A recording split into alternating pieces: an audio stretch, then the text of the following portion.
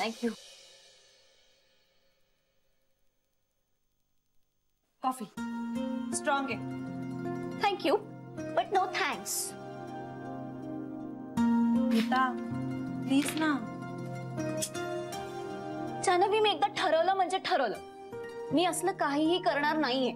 मी म्हणते म्हणून एकदा प्लीज. नाही प्लीज.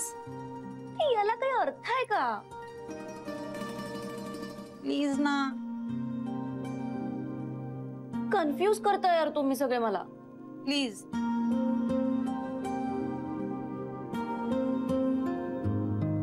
मग म्हणू नकोस मी खूप कॉफी पिते म्हणून.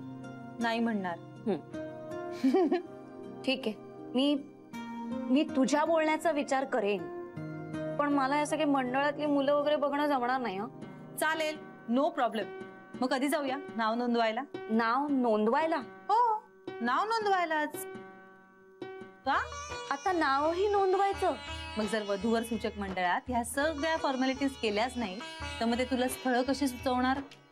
पेन आहे यार. ह्यात काही पेनफुल नाहीये.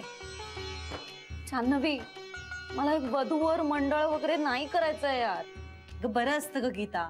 शिवाय वधूवर सूचक मंडळात जास्त ऑप्शन्स मिळतात.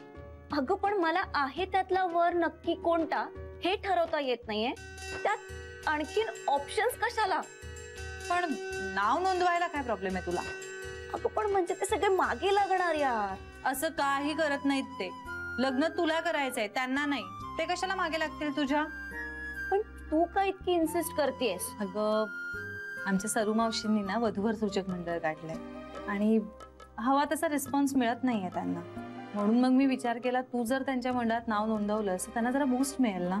ऐक जान्हवी, ओळखीच्या बाई म्हटल्यावर अजूनच डोक्यावर बसणार. लग्न कर म्हणून. आणि तुझ्या घरच्या बायका म्हटल्यावर त्या खूपच प्रेमळ आहे, त्यामुळे नकोच. मी काय म्हणते, तू नाव तर नोंदव ना. कुणी कंपल्शन तर करू शकणार नाही तुझ्यावर. लग्न तू तुला हव्या त्या माणसाशीच कर.